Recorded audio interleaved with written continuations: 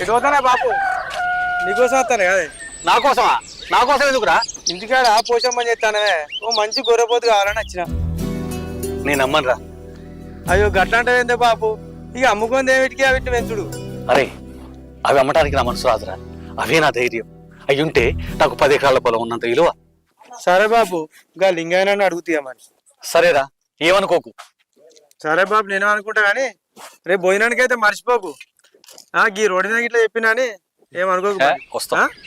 సరే బాబు, మరి పోతాను ఇక. కిరాణా గొర్రెల కాజా వస్తురానే. గొర్రెలు అప్పుడే ఇంట్లో తోలినాం, వచ్చినాం. పొద్దున పోయి పేచి ఒళ్ళంతా నొప్పులుండే. కళ్ళు కావాలి నీ అమ్మాయి ఆడ పట్టుగా